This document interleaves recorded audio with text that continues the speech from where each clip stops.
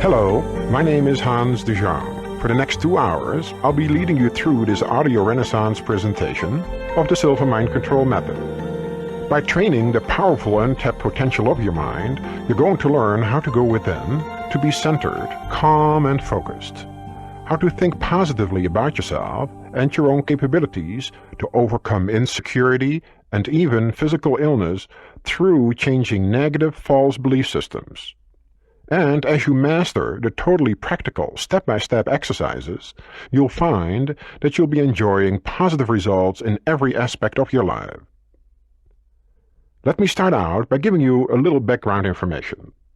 The Silva mind control method was pioneered by Jose Silva of Laredo, Texas, over a 22-year period, between 1944 and 1966.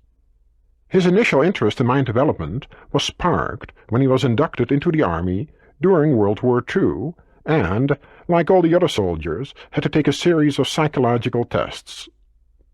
Silva was absolutely fascinated by the kind of test questions he was asked to respond to, and he ended up interviewing the Army psychiatrist about the field of mind development.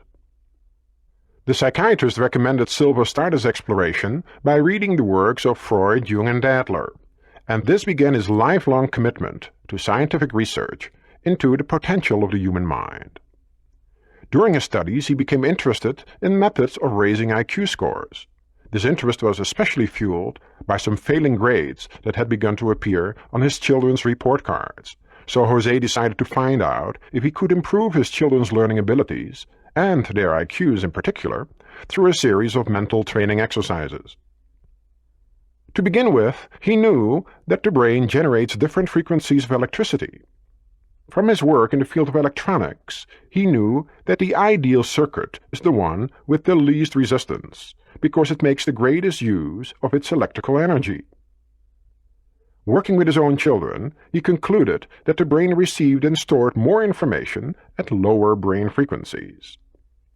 He began experimenting with a series of mental training exercises to do just that, to slow down the brain frequency while remaining mentally alert. I'll be explaining how this works in more detail in a moment. Now, Laredo is a small town. When Jose's neighbors heard from their children that the Silva kids were getting much higher grades, they approached him about teaching their children the same techniques.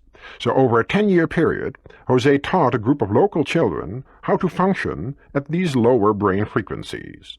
With each class, he had the opportunity to polish and expand his mind control methods and received even better and better results. The next step was working with adults. By 1966, his classes evolved into a comprehensive training program, and Silva started to teach a 36-hour course to the general public. In 1969, the demand for the training became so great that Silva could no longer handle all the teaching by himself, and he trained a group of instructors to help him teach the Silva mind control method. And that was the beginning of the popularization of the world's most famous mind training course.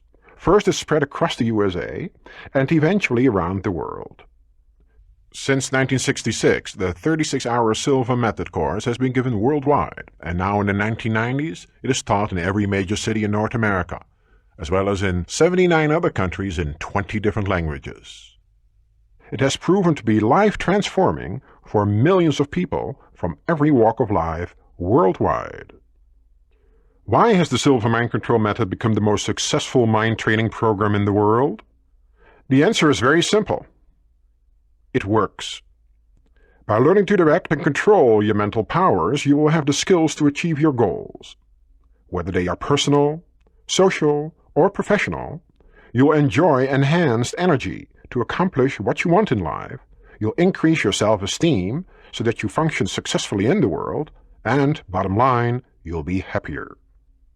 These might sound like huge promises, but let me assure you that if you take the time to master these exercises and use the principles involved, you will see positive changes take shape in every area of your life.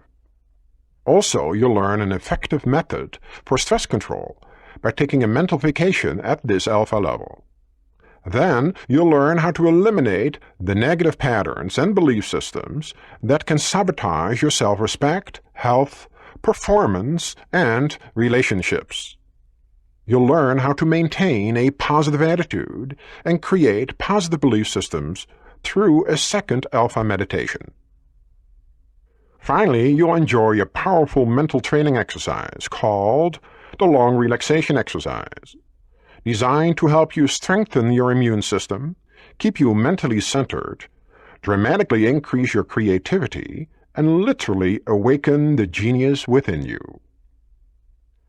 Over the next 2 hours, in addition to leading you through a series of exercises, you'll be joining me in one of my seminars, where I'll be explaining various concepts that form the backbone of the Silve mind control method.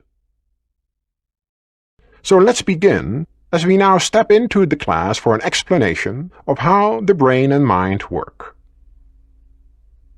As you can see on the chart, there are 4 levels here: beta level, alpha, theta, and delta. And the line that runs up and down shows brain rhythm in cycles per second. It shows brain activity as measured through EEG equipment. EEG is an electroencephalograph that measures brain activity very similarly to what an EKG does for the heart. You're familiar with EKG measuring heart activity. It measures the heart in so many beats per minute, as the heart functions in beats per minute. The brain functions in cycles per second. So your brain vibrates in so many cycles per second. The way we are now, with eyes open, wide awake, focused, the brain is probably right around 21 cycles per second as measured on EEG equipment. That brain activity is called beta brain activity, or outer conscious levels of the mind. It's a world of action where we go and do things. It's a doing level.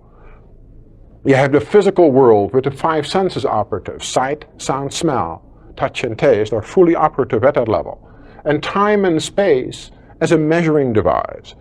As it took you so many minutes to get here, to drive or to walk or whatever you did from your home. And space-wise, you went through so many miles to go from place A to place B. Now, when you slow down the brain activity, you then in effect enter different brain frequencies. If you slow down, you first go through the alpha brain frequency. As you further slow down, you go through the theta level. And then finally, delta. And the numbers go down. In other words, from 20 cycles functioning at beta when you're awake to deep sleep, the brain could be 1-2 cycles per second. It is deep sleep. So there's a tremendous difference between when you're fully alert and awake and when you're deeply asleep. Alpha, theta, and delta are all 3 connected with sleep. So those are the 3 levels that you normally sleep through. Over here, beta is the awake brain frequency level. While we have outer conscious levels of beta here, we have inner conscious levels at alpha and theta. Now, some people will say, why don't you call the inner conscious level subconscious levels? Because maybe they have had that kind of terminology when they went to school or took a psychology course or are in the field of psychiatry or psychology. They're used to the terminology of subconscious. Sub meaning below the conscious level. So first of all, we don't use that term because once you learn how to use your mind at the inner conscious levels of the mind, it's no longer hidden. So for somebody who is untrained, this would be subconscious. When you're done with the training, you'll be functioning at the inner conscious levels because you're doing it while you are mentally aware. You're not going to be asleep, you're going to be awake while using these levels. So what we are going to learn then is to slow down the brain activity from about 20 cycles till about mid-alpha. To put a number to approximately 10 cycles per second. We want to function at the mid-alpha range. This is where you can make strong impressions on the brain. And that's what we want to do, right? When you have a goal in mind, you want to create a strong impression on the brain pertaining to your goal. So that the brain and the mind is helping you to achieve your goal. In order to learn how to do that, we have mental training exercises. We're going to do specific mental training exercises throughout the 36 hours where we're going to go in and out of these levels. And the key is we're going to learn how to go here, remain mentally awake, alert, and in control while there, and then learn to apply techniques while at that level.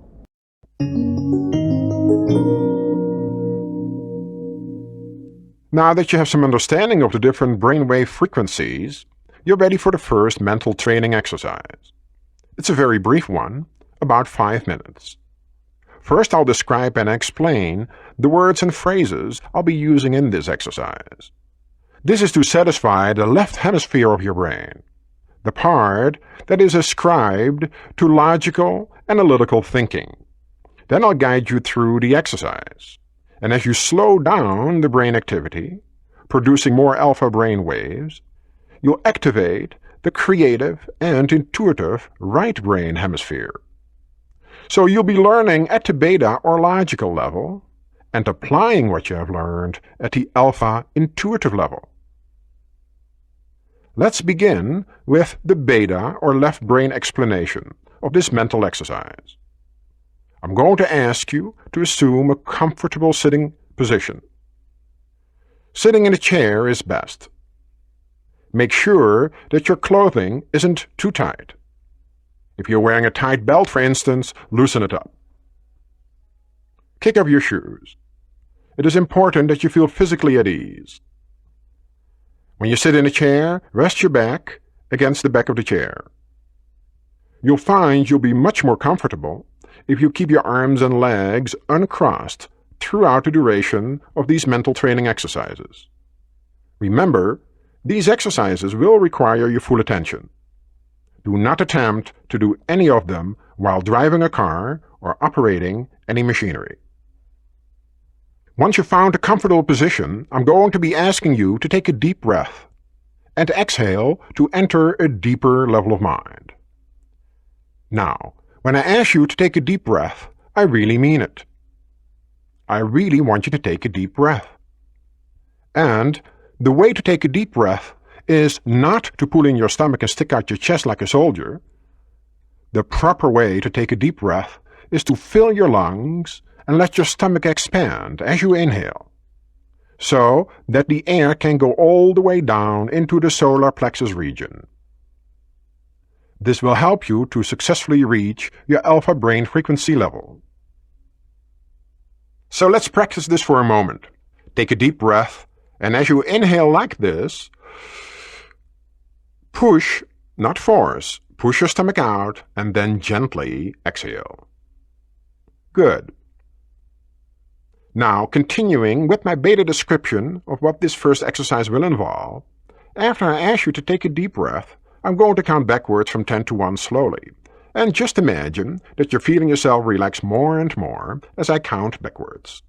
After that, I'm going to ask you to relax your eyelids.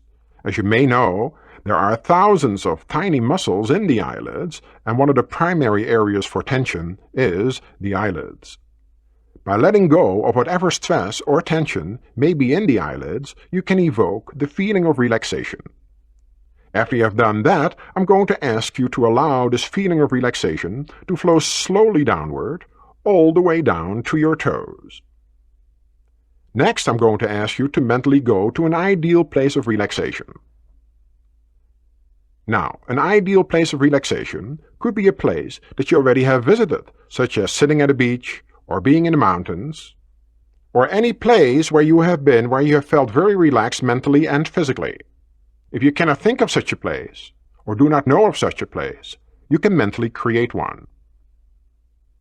In the Southern California area, we also hold children's classes from time to time, and one of the favorite places of relaxation for the children is a big fat cloud in the sky, right in the middle of it, gently floating.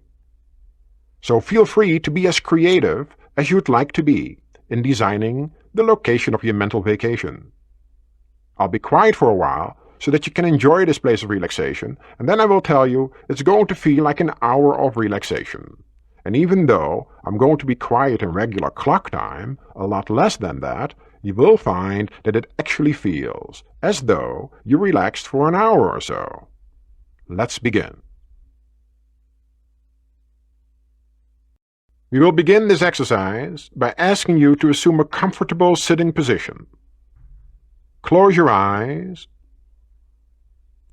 Take a deep breath, and as you exhale, enter a deeper level of mind. To help you enter a deeper, healthier level of mind, I'm going to count from 10 to 1. On each descending number, you will feel yourself going deeper, and you will enter a deeper, healthier level of mind. 10, 9, feel going deeper. 8, 7, 6, deeper and deeper. 5, 4, 3, deeper and deeper. 2, 1. You are now at a deeper, healthier level of mind, deeper than before. You may enter a deeper, healthier level of mind by simply relaxing your eyelids. Relax your eyelids. Feel how relaxed they are. Allow this feeling of relaxation to flow slowly downward, throughout your body, all the way down to your toes.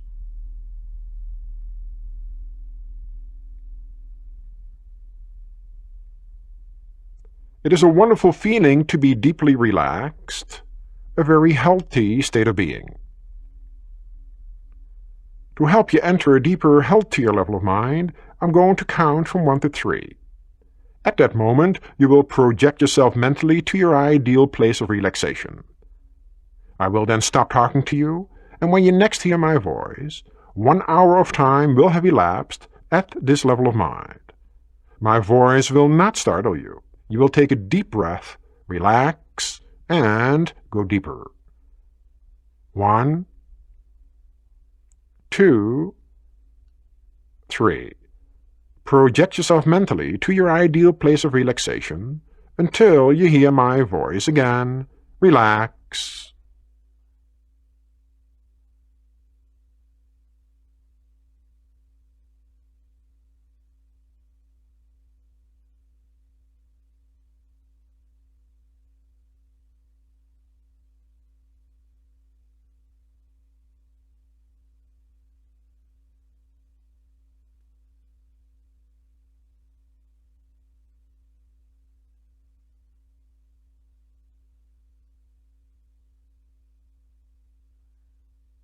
Relax.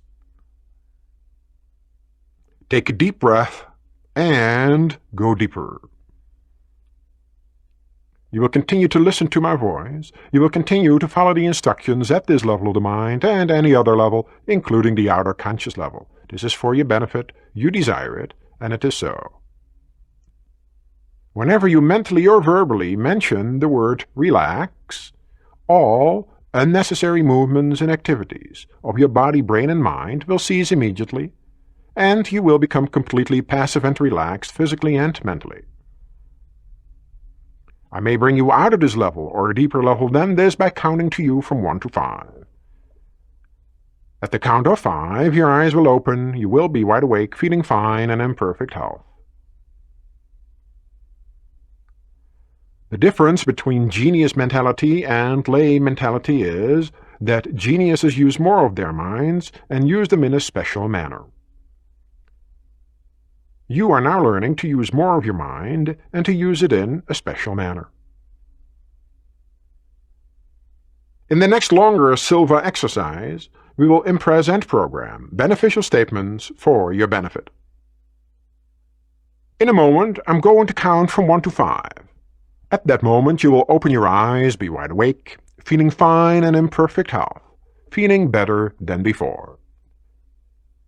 You will have no ill effects whatsoever in your head, no headache, no ill effects whatsoever in your hearing, no buzzing in your ears, no ill effects whatsoever in your vision and eyesight. Vision, eyesight, and hearing improve every time you function at these levels of mind. 1, 2, coming out slowly now. 3, at the count of 5, you will open your eyes, be wide awake, feeling fine and in perfect health, feeling better than before. Feeling the way you feel when you have slept the right amount of revitalizing, refreshing, relaxing, healthy sleep. 4, 5. Eyes open, wide awake, feeling fine and in perfect health, feeling better than before.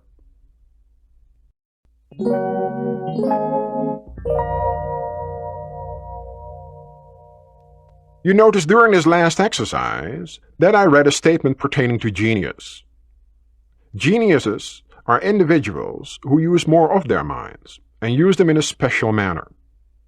In simple terms, what I mean by that is that they use both parts of their brain for whole brain thinking. And you are now learning the skills to do just that. Does this mean I'm telling you that you're a genius? The answer is yes, indeed, you are a genius. Now, you may not be aware of this fact. If you don't know you possess a talent, then you can't make deliberate use of it. What you're learning in this program is how to activate that part of the brain that people more and more consider to be responsible for genius-like qualities, such as creativity, intuition, imagination, and visualization. And by learning to go into that alpha dimension, as you are doing, you will find that those qualities will improve and you'll become better at accessing them anytime you wish. Next, let's move on to negative self-programming. That is, when you think and talk about yourself, your loved ones, or the world at large in a negative manner. You can get into real problems with this self-sabotaging habit, because when you repeat something often enough, you actually start attracting what you do not want, creating a lot of unhappiness and problems in your life. You see, what you believe is true for you. If you believe a thing firmly, then it is your reality then, isn't it? Sure. If somebody believes that Monday is the worst day of the week, what kind of a day do they have on Monday?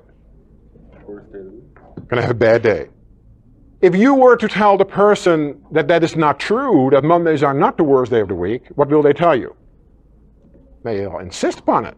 They say, what do you mean? And now you're going to hear their reasons as to why this is so. You see, you and I are very good with coming up for reasons for our belief systems. If you go talk to people of the Flat Earth Society, they're going to give you wonderful reasons as to why the Earth is flat. Very nice, intellectual, intelligent reasons. If you ask a person why they have lousy days on Mondays, they're going to give you wonderful reasons as to why. Somebody might say something like this. All the work has been carrying over from the weekend, and when you've been gone for a couple of days, and then when you come back on Monday, you're a little behind from the stuff you left behind from last week, and then you don't really feel like working, so you sort of have to get into that. Between what you are behind and getting into the swing of things, boy, you're going to have a rough day on Monday. Now this sounds good, doesn't it? I mean, I believe it, but it has nothing to do with the truth, does it? Because there are a lot of people who think that Monday is just like any other day. So what happened to their Saturdays and Sundays and getting into the swing of things? What happened? In other words, it is a personal justification that has nothing to do with the reality. Now let me tell you what you and I do. You and I come up with personal justifications why we do or why we do not do things. And those reasons we have also nothing to do with the reality. The reasons are manufactured by us, and the more intelligent you are, the better your reasons. Right? Now, all those reasons are false. And if you catch yourself doing that, where you come up with your reasons, I'm going to give you a little phrase to use instead. Say to yourself, the reason I'm not doing X, Y, or Z is because the sky is blue. Because that reason is just as good as any other one you're going to come up with. Because usually we use our reasons to help sell the idea to ourselves and to the people who are listening to us. Let me tell you why I didn't get the work done. Because so-and-so called, and this happened, and then that happened, and I didn't have the time to do it. Oh, okay. That sounds like a good reason to me. The real reason is, of course, for some reason you didn't feel like doing it, so you deferred, you delayed doing it. You said, well, I'll do it tomorrow. That's the real reason, right? You didn't want to do it. Of course, if you had wanted to do it, you would have done it. And of course, Not having enough time is just another reason, right? There are very few things when there is total equality, but there's absolute total equality when it comes to time. No one gets more than 24 hours a day, or less. Exactly 24 hours every day. So when we say we don't have the time, that tends to be another reason for not doing it. People have all kinds of reasons. We have a reason that we are too young to do a thing, or we can have reason we are too old, or a reason we are not ready, or we have reasons that maybe tomorrow, or reasons that the timing isn't right. And the reasons go on and on and on. It is okay to do it as long as you know and do it deliberately. As long as you know that that is not true, you can do it. Be my guest and use it. As long as you know that it's not accurate, that it is just another sky is blue. Now, what happens when you start doing that is you're going to sort of find yourself a little funny, you know, because you say, I don't want to do it, that's why. You're going to be honest about it. And that's fine, you see. I don't want to go out tonight and meet with these people and party. I just don't want to do it. So you don't just say, I'm sort of tired, but I don't know, I might make it, but don't really count on. You know how we go through a whole routine like that? And you say, hey, you know, I'm not going to be there tonight. I have other plans. Even if the other plan is to collapse on the couch. That's a plan, isn't it? You don't have to lie about it. But when you kid yourself like that in other people, then again, you set up brain patterns that you don't really want to deal with. And people already do enough self-sabotage as it is without doing any additional things like that. So one way would be to be more honest with ourselves. And I know that's not easy. It is simple, but not easy. It's not easy to do that, but it will help. I can promise you that it will really help in order to get off the excuse wagon and deal with it in a more direct fashion. When you stop to think about it, you'll find all kinds of negative self-commands people give themselves all day long. You, your friends, your neighbors, your co-workers, let's have some examples of things that people say, and when you take them literally, they're very negative. You'll give me a pain. You'll give me a pain. That's a real pain, yeah. People use that one a lot, right? People say, that's a pain in the neck. It's a pain in the back. Or a little lower. Lower back. And then people, if you repeat this often enough, with enough emphasis, the brain believes it and will do whatever it can.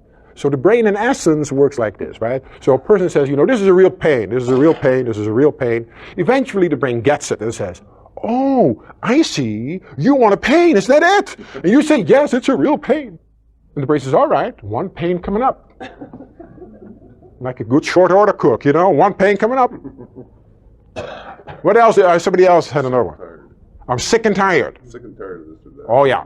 I'm sick and tired. It's a double shot. Not just sick, not just tired, but sick and tired. I have a son, and when he was about 5 years old, he came home one day and told me that exact phrase. I asked him to clean up some stuff he had on the floor, and he stood up and he said to me, 5 years old, okay? He says to me, I'm sick and tired of cleaning up my stuff. So I'm sort of taken aback, a 5-year-old child saying that. And so I look him in the eye and I say to him, Eric, I'm sorry to hear that. And he looks at me, doesn't know what is happening here. I said, where does it hurt? And he says, what are you talking about? I said, well, I thought that you said you were sick. Does your stomach feel a little queasy? Do you have a headache? Or in what way do you feel sick? And he says, well, I'm okay. I said, oh, all right. Now, I did hear you say that you were tired. Now, I have a wonderful remedy for that. You go to bed early. Yeah, I don't want to go to bed early. I said, oh, you're not tired? And he says, no, I have lots of energy. Look at me. And he jumps up and down in front of me to show how much energy he had. So I said, let me see if I have this clear now. You are not sick, because you say you're fine, and you're also not tired, right? He says, yeah, that's right. I said, well, why on earth would you tell me that you're sick and tired then? He said, well, I don't know. And he went on and disappeared. He has never said it again. And I don't blame him. If somebody would nail me like that, I wouldn't say it again either, you know? But he heard that somewhere in the school, or one of the adults or another kid say it, and it has a nice little oomph to it. So it sounded good to him. So he said, hey, I'm going to do it that way. And he kept on repeating that. And if I didn't know anything about this material, I would not have said anything, because the parent doesn't pay too much attention to it. If you don't know that that might be damaging, and that might have become one of his pet favorite phrases, because he really liked the sound of that.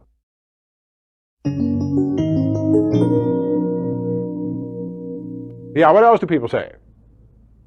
You give me a headache. Oh, isn't that a wonderful one here? First of all, when we say that another person is doing it to us, makes us the victim, right? So first of all, we're playing victim. And playing victim means that we're walking around with a big sign on our behind saying, please kick here. And let me assure you, if you were to do that, you're going to find people are going to oblige you. So we don't want to play victim, because if you are a victim, it means you have no control. And we are teaching the exact opposite. We're talking about self-mind control. So saying you give me a headache is a ludicrous statement to begin with. The other person cannot give you a headache unless they were taking a hammer and pounding on your head. And since they're not doing that, when a person says that, what they're really saying is, I am responding to you in such a way that I'm creating a headache for myself. That's the truth. And if you're doing it in that fashion, by all means, go ahead and do it. Create your headache if you wish. So, it's not a true statement. You're lying when you say it. Nobody gets you angry. Nobody gets you upset. Nobody gives you a headache. No one does that. Now, I grant you that somebody might be very nasty. Please, yes, I can totally appreciate the fact. But it is your response to whatever happens to you that determines how you're going to feel about it. You have a choice to respond and become angry, or you have a choice not to. It's up to you. And if you choose to respond in a negative way, then fine, so be it. But it is your choice. The other person has nothing to do with it. All right? What else do people say? What about like the media? You see cold remedy commercials, and somebody, this poor sucker is miserable. Oh yeah. Oh yeah. Remember this one? The cold and flu season is here. Oh yeah, right. Get it. Oh my God! I better go out and buy some, right? Yeah. Of course, it is programming. If you accept that, sure. If you accept that it is time to catch a cold, it is very easy to oblige. Because the brain is very powerful, right? The brain says, oh, sure. Hey, you want one? Let's go and find one, because you have to catch one, right? Yeah, this one is mine. This one has my name on it. It's very easy to do so, and there's a lot of programming statements that we have learned. Maybe your mom or dad said to you, don't wear wet socks, because if you wear wet socks, you're going to catch a cold. Anyone there? Or you go, don't go outside with wet hair. You're going to catch a cold. I wonder what all the people do at the beaches who swim in the ocean and are sitting out with wet hair. How come they don't catch colds? Well, you see, in the ocean it doesn't count. Only counts in the street, not in the ocean. What else do people say? That's impossible.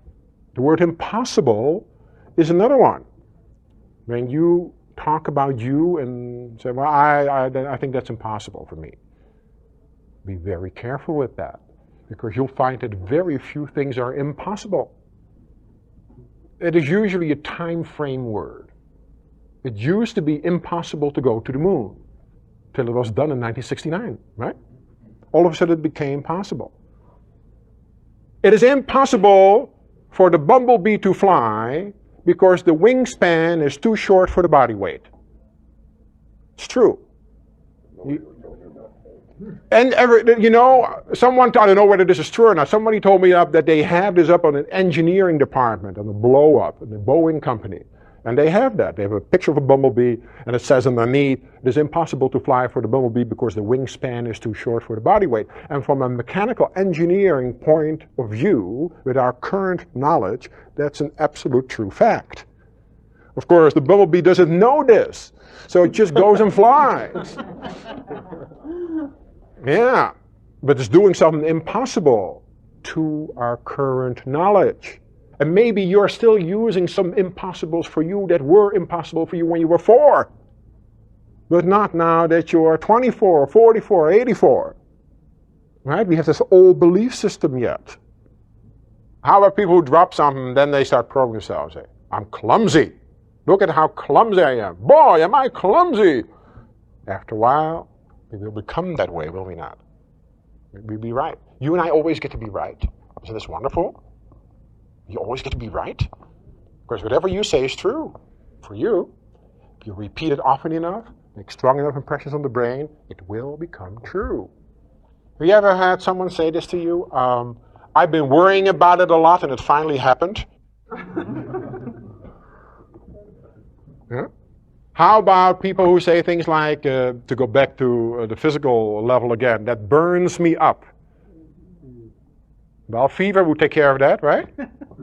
I cannot stand that. Maybe a problem with the back or the feet. I remember I took my car in for repair some years ago, and the man who was handling the paperwork said to me, he said, I'll have this guy take care of it for you. He said, hey, stupid, come over here. I said, I'd like a different mechanic, please. Because even this man, by a wonderful man, if he'd been programmed to be stupid, I surely didn't want to work him on my car. And of course, very negative. And a lot of negativity gets done to children. And it is done not in any knowing way. I want you to appreciate that. It's not done deliberately that people do not know.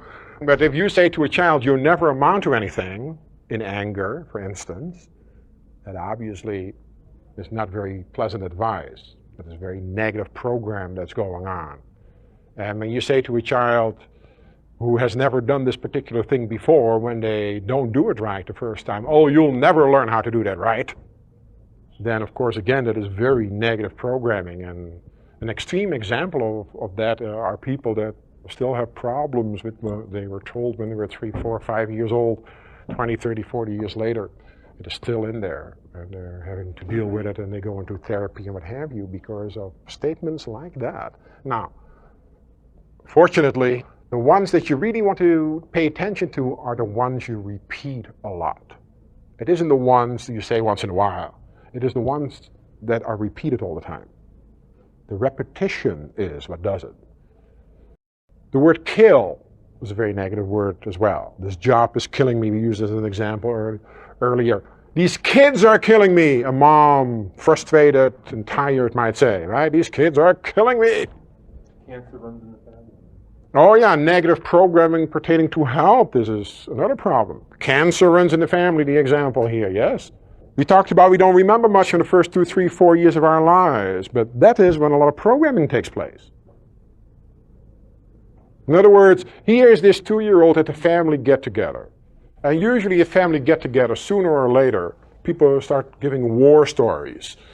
By war stories, I mean what happened to them, sickness and illness-wise. And scars. Let me see, you think that is a bad scar, somebody might say. Let me show you my scar. It runs around on the side in a circle and makes an arrow to the left over here. Now, that is a scar. And of course, negative things like heart problems run in the family, cancer runs in the family. That is highly negative. Because, again, 3 years old now. Judgment faculties are not fully developed. You're 3 years old and you hear that something runs in the family. Do you belong to this family? Oh, yes. Well, there's only one way to prove that. A lot of programming is on because of old, false belief systems that are perpetuated from generation to generation.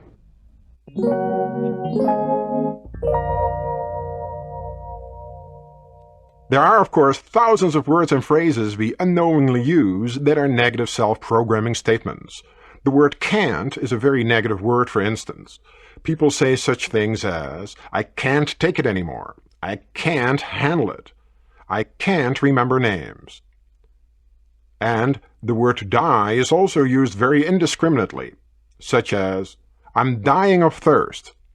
I'm dying to get there. I'm dying to see her.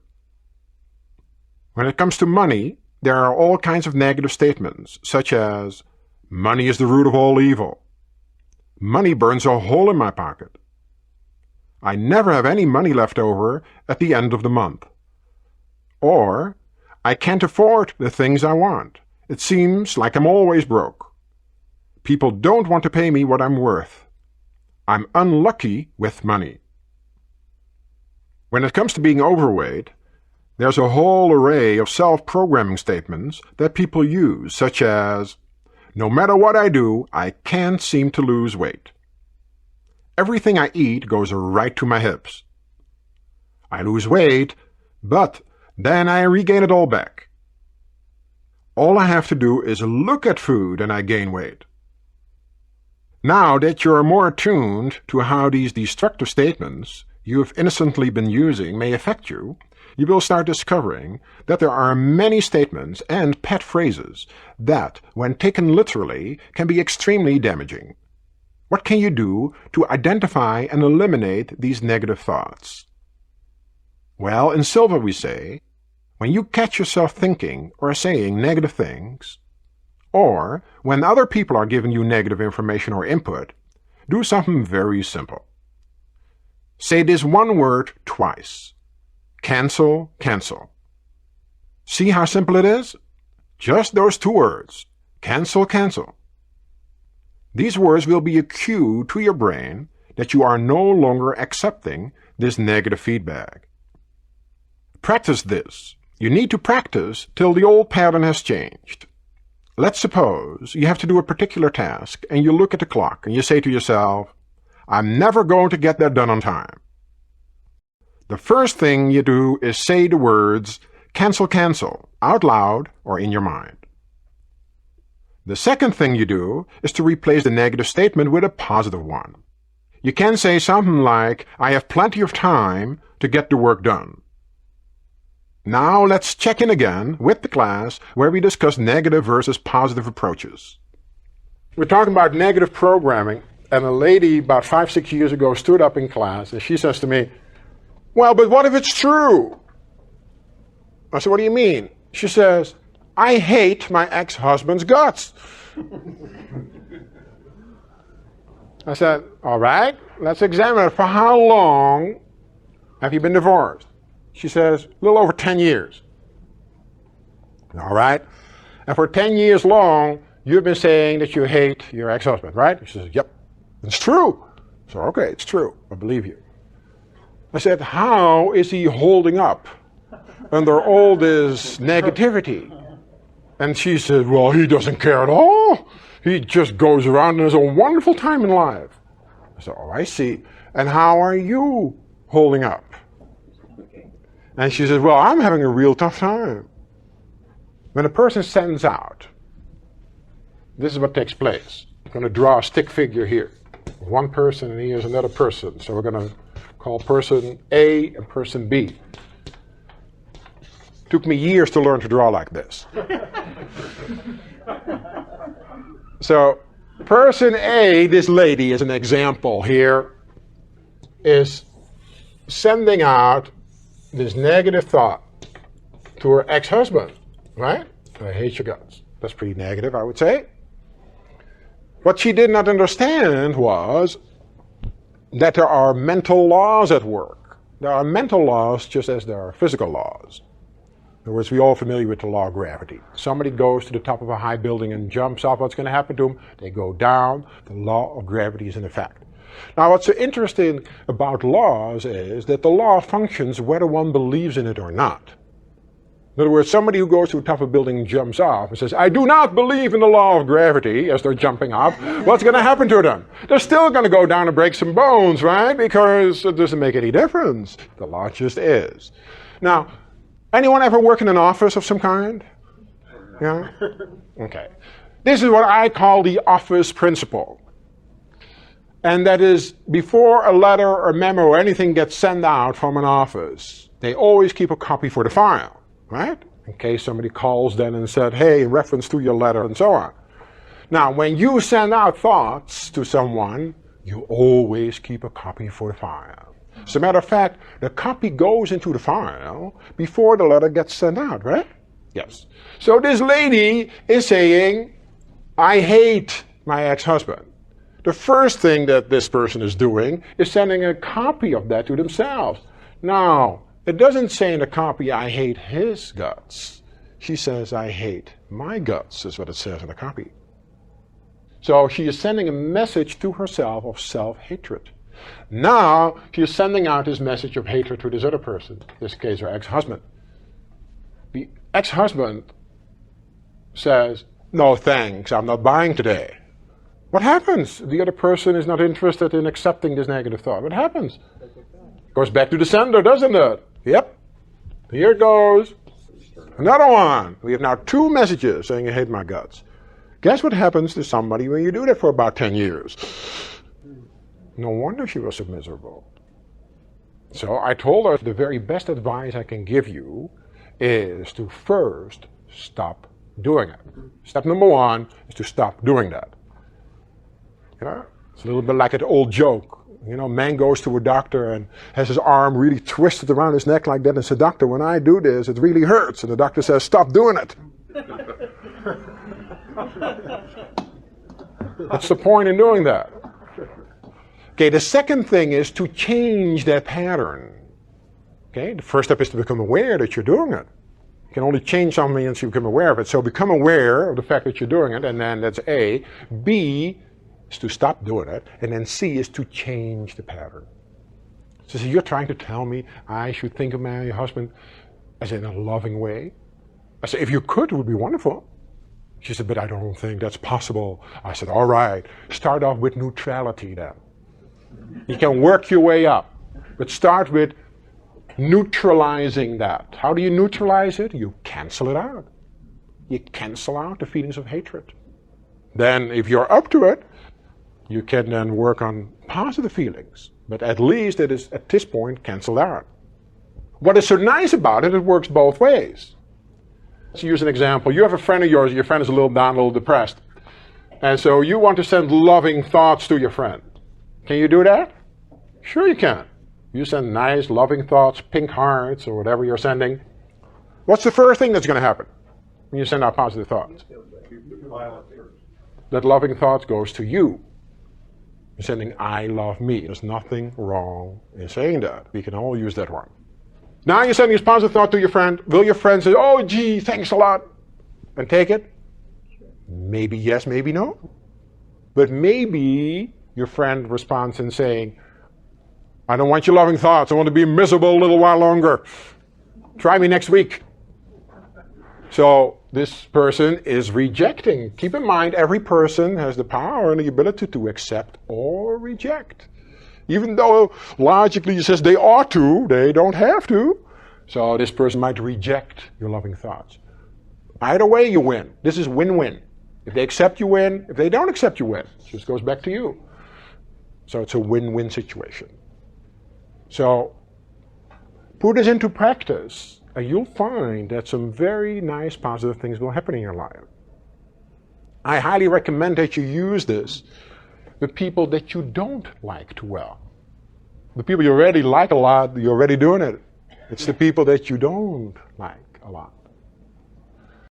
Silva graduate told me a story. She had a neighbor of hers, and her neighbor knew that the pharmacist which they were going to was a friend of hers. So the neighbor complained to the Silva grad. Instead of going directly to the pharmacist and complain about the service, she went to the neighbor and she figured the neighbor will tell her, that way I don't have to face the pharmacist, you know? So she bitterly complained. She says, this guy doesn't even look at me when I come in to get my prescription filled. He doesn't greet me. He's been doing this for 10 years. He doesn't even know my name. He doesn't even know who I am. He treats me like I'm a total stranger. As a matter of fact, he doesn't say anything.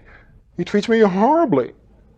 And the only reason that I'm not leaving and going elsewhere is because the next pharmacist is so far away from me, I would take a lot of extra traveling time. But I want you to go and tell your friend how nasty he is to people and that he's losing a lot of business in being that way. Maybe he'll shape up.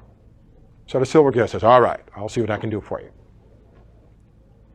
A week later, the neighbor stops by and says to the Silva grad, wow, you really must chew them out good because this guy is wonderful. I can't believe it, the total transformation. I came in and he gave me a big smile and he greeted me by name and he said, I tell you what, I normally tell you, come back in 20 minutes, I want you to stay right here, I'm going to do yours right now, so that you don't have to wait. She says, he treated me like a queen. Boy, whatever you said to him, boy, it worked wonders. You really must have laid into him. And she says, what did you tell him? And the silver grad says, well, this is what I said to him. I told him that you thought that he was the best pharmacist that you had ever done business with in your 65 years of doing business with pharmacists. That he was a warm, caring individual, that you loved the way he took care of you, and that you were going to recommend him to everybody you knew as a wonderful person to go and do business with. I want you to be the pharmacist for 1 second and have somebody come to you and say, this person raves about you, thinks you're wonderful. You say, oh, let me go through the files. Who is this person? What's her name? Oh, yeah, oh, I know who it is. She gets in that van. Wow, you have your mental flag out from that lady comes in. You're going to let her know how much you appreciate her, right? Just the opposite of what she expected. There was no chewing out at all. Not one negative comment was made to this man. Just purely positive, and it works like a charm. And you know something? Everybody responds to that. Everybody responds to that. You and I and all human beings respond to getting positive feedback about ourselves. I don't know anybody who enjoys being put down. And I don't know anyone who does not enjoy being praised. So what you want to do is praise, praise, praise. You have people, they do something wrong, they do something right, ignore what they're doing wrong and praise what they're doing right. That's how they train animals, you know. They do. If it works for the animals, maybe it will work in the humans. It's true. Now, if you take a good animal trainer, there will be no whips, no nothing. Good animal trainers will train by ignoring what the animal is doing wrong and giving positive feedback, usually in the form of food, for doing something right. And after a while, the animal stops doing things wrong because there is no positive feedback. So put these little things into practice.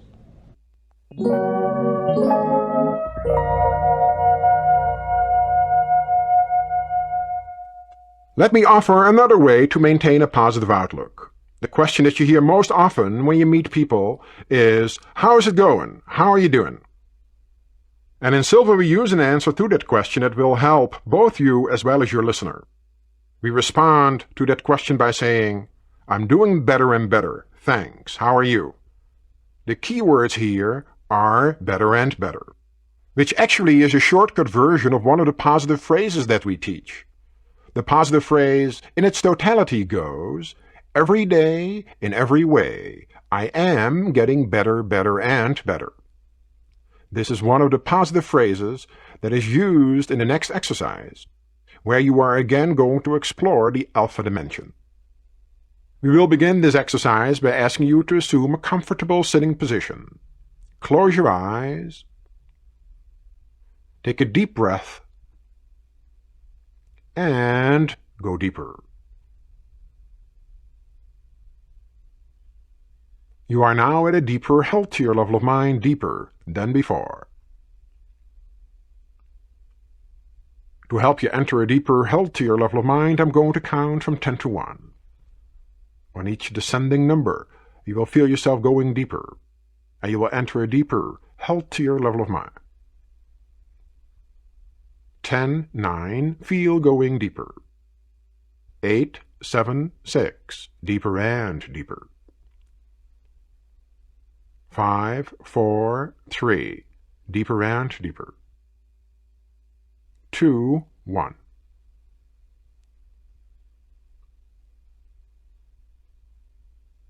You are now at a deeper, healthier level of mind, deeper than before.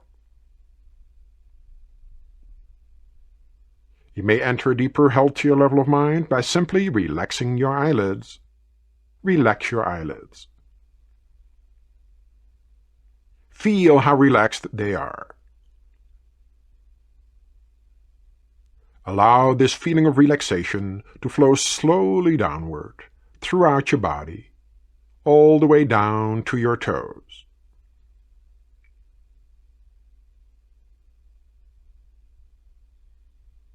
It's a wonderful feeling to be deeply relaxed, a very healthy state of being. To help you enter a deeper, healthier level of mind, I'm going to count from 1 to 3. At that moment, you will project yourself mentally to your ideal place of relaxation. I will then stop talking to you, and when you next hear my voice, 1 hour of time will have elapsed at this level of mind. My voice will not startle you. You will take a deep breath, relax, and go deeper. 1,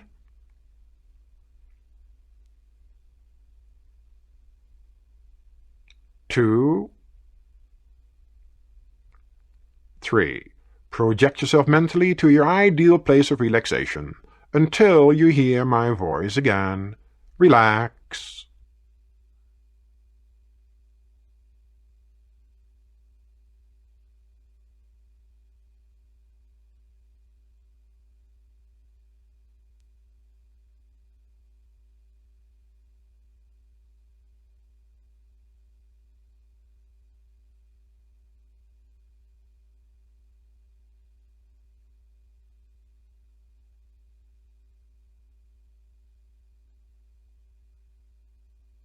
Relax.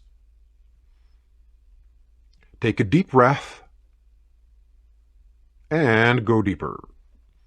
You will continue to listen to my voice. You will continue to follow the instructions at this level of the mind and any other level, including the outer conscious level. This is for your benefit. You desire it, and it is so.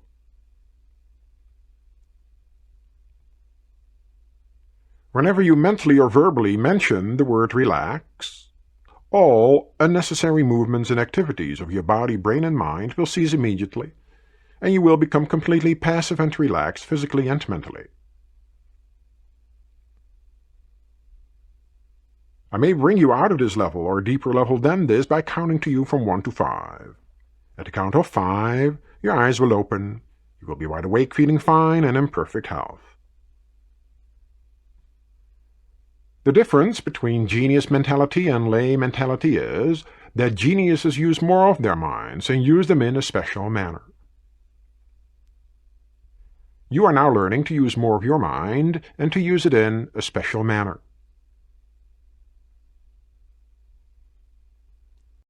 The following are beneficial statements that you may occasionally repeat while at these levels of mind. Repeat mentally after me. My increasing mental faculties are for serving humanity better.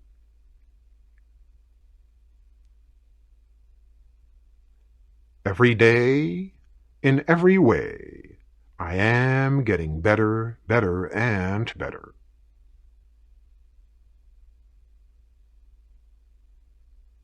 Positive thoughts bring me benefits and advantages I desire. The next Silva mind control exercise will include the alpha sound that will help you to relax physically and mentally so that you may enter deeper, healthier levels of mind. Every time you function at these levels of the mind, you will receive beneficial effects physically and mentally. You may use these levels of the mind to help yourself physically and mentally. You may use these levels of the mind to help your loved ones, physically and mentally. You may use these levels of the mind to help any human being who needs help, physically and mentally. You will never use these levels of the mind to harm any human being. If this be your intention, you will not be able to function within these levels of the mind. You will always use these levels of the mind in a constructive, creative manner.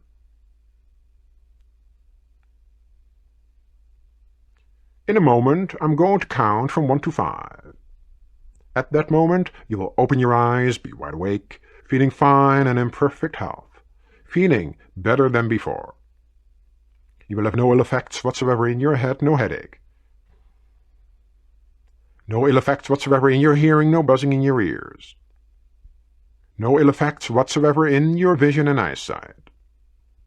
Vision, eyesight, and hearing improve every time you function at these levels of mind.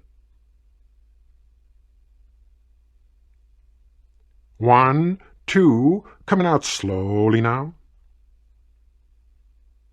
3, at the count of 5, you will open your eyes, be wide awake, feeling fine and in perfect health, feeling better than before, feeling the way you feel when you have slept the right amount of revitalizing, refreshing, relaxing, healthy sleep.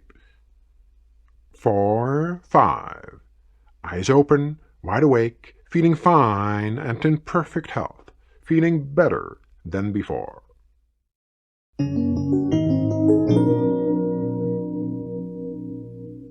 In learning to reprogram yourself for success and a healthy, positive outlook, it is very important to understand that how you perceive things affects both your attitude and behavior. I'm going to tell you another story. There was a farmer who had a small plot of land, and if he worked day and night with his horse, he has one old horse, if he worked day and night from sunup to sundown, 7 days a week, every week, no holidays, no vacations, there would be just enough food to feed him and his family. One day, disaster strikes. The horse ran away. One of the neighbors hears about this and says, "Oh my God, your horse ran away? That's horrible." And the farmer says, "No, it isn't." And the neighbor says, "What do you mean? I know what this means. I'm just like you, you know. If you have to do this by hand instead of using the horse, there is no way in the world you can do it. You're going to run out of time. You get less food. There will be not enough food for your family. You're slowly going to starve to death. That is horrible." Farmer says, "No, it isn't." "All right," the neighbor says, "why isn't this not horrible? Tell me, explain to me, I don't understand." And the farmer says, "What you don't know is it's true the horse ran away, but it came back. And not only did it come back, it brought 2 other horses with it. I got 3 of them now." And the neighbor says, "Wow, that's wonderful." And the farmer says, "No, it isn't." So the neighbor says, "What do you mean? You got 3 horses, it will be easier, you have a little extra time, more food, more leisure. It's wonderful." Farmer says, "No, it isn't." So, okay, the neighbor says, "Why is it not wonderful that you have extra horses?" He says, "Well, what you don't know is that my oldest son tried to tame one of these wild horses and got thrown off and broke both of his legs." And the neighbor said, "Oh, that's horrible." And the farmer said, "No, it isn't." "No, it isn't." "Why isn't it?" And the reason it isn't, the farmer said, because the militia came by, recruited all the young, able-bodied men, and skipped my son because he had 2 broken legs. This is a never-ending story, by the way. You can go on and on like that and go back and forth, back and forth. And the reason I'm even mentioning it to you is that since you do not know ahead of time, it is usually only in retrospect when we find out what was wonderful or what was not so wonderful. You might as well go ahead and assume everything is there for a reason. And it's going to work out the right way, because if you base your actions on that assumption and get rid of the fear-based emotions, you'll find it tends to be a lot more wonderful than not so. So use the positive approach. Okay, when you do mental programming, there are a number of factors involved that will make your programming more or less effective depending on how well you use the factors involved. Number 1 reason is desire. When I say, or you say, that we want something, do we really want it? Or are we just talking about it? Or is it maybe a mere wish? All right, I'm going to tell you one more story about desire. Young man walks into a monastery, asks to speak to the wise person that's running the monastery. Gets in, and is being questioned why he's there, because the head monk is telling him, he says, look, we get people here towards the end of their life who want to spend their last 5 years or 10 years of their life meditating, getting closer to God. You're a young man, you're about 21 years old. You understand what you're saying is that you want to spend the rest of your life in this monastery? And the young man says, yes, I do. So the old man says, well, this is a very serious choice you're making here. We need to discuss this in more detail. Why don't we go outside? There's a little lake outside and there's a little rowboat. Do you know how to swim? And the young man says, no, I don't know how to swim. He says, fine, do you know how to row a boat? The young man says, yep, I know how to row a boat. He says, good, let's go to the middle of the lake where it's very peaceful and quiet, and we can discuss that. So they're sitting in the boat, they get to the middle, put down the oars. The old man is asking the young man some questions about his background, where he's from, what he has experienced so far in life. And right in the middle of one of the answers, without any indication that anything is about to happen, the old man picks up the young man and throws him overboard. Now, since the young man doesn't know how to swim, he of course starts to drown. He starts to go under and gets back up in the water and comes up for air and starts to go down again, is struggling frantically, gets back up to get some more air in his lungs. And this goes on for a little while till he starts to lose his strength and he's about to start floating away. And the old man picks him up halfway out of the water, allows him a couple of deep breaths, and as he is finishing his second deep breath, he dumps him again. I'm telling you, they're tough in the East. They're tough. Dumps him right again. He goes through the same process again, and one more time, he's about to go, he lifts him up again, allows him a couple of deep breaths, and dumps him again. Third time, this young man is of course getting weaker as you go along. He is using all his physical energy trying to stay afloat. This is it for him. He's about to go, and the old man picks him up and puts him back in the boat. And he says to the young man, let's row to the shore now. And the young man has never rowed this fast in his life. He wants to get away from this crazy old man as fast as he can, of course, So he is rowing with whatever energy he has left. He rows to the shore, jumps out of the boat, and stands back and looks at this old man with, questioning, why on earth would you do this to me? And the old man says, let me explain to you why I did that. I have a question for you. What were you thinking of when you were down in the water? And the young man said, what was I thinking of? What do you mean, what was I thinking of? He says, when you were down under the water, what were you thinking about? And the young man said, what do you mean? I was thinking about getting breath. Don't you understand? I don't know how to swim. I'm drowning. I want to get breath in my ear so I can stay alive a few seconds longer. I'm a young man. I'm 21 years old. I want to live. I don't want to die. He says, were you thinking of anything else? Were you thinking of maybe having a good time, playing with your friends? The young man says, no. He says, were you thinking of maybe taking a nice ride on a horse and having some fun that way? He says, no, master.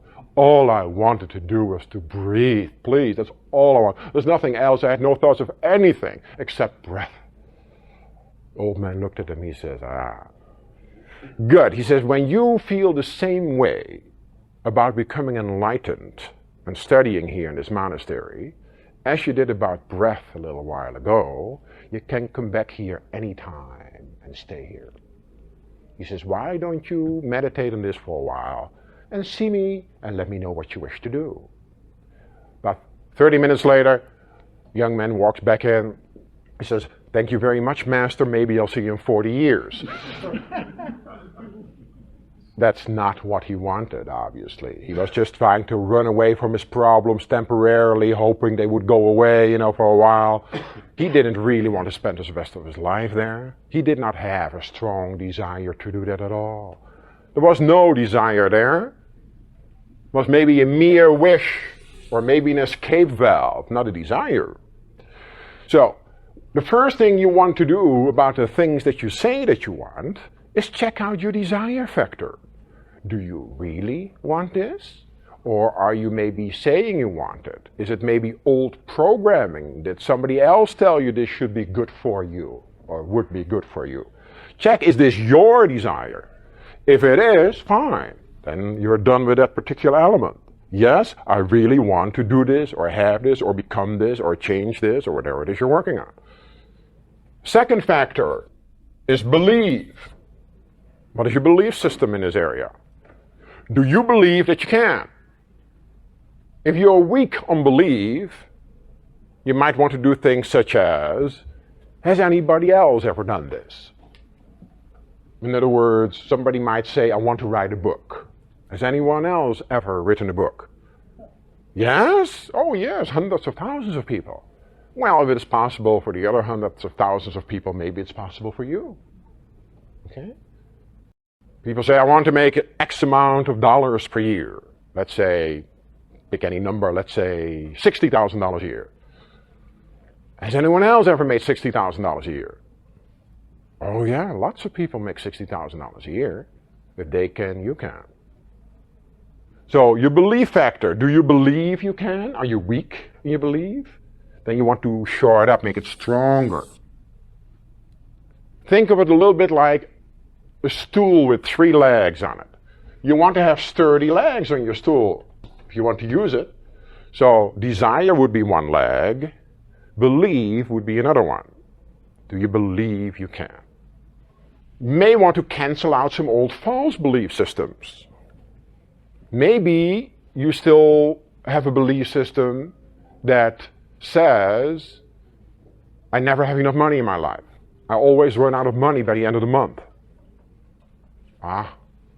You see, if that is true, we are fighting ourselves on this one. So you want to cancel out negative or false belief systems we have in that particular area and replace them with a positive. Cancel out the negativity and replace it with a positive. For instance, from now on in, instead of saying I'm always short of money, you might want to say I always have plenty of money in my life, as an example. You know, the phrase that you come up personally is the best one for you. Anything like that to indicate that what your belief system was at one time is no longer true. People sometimes say money burns a hole in my pocket.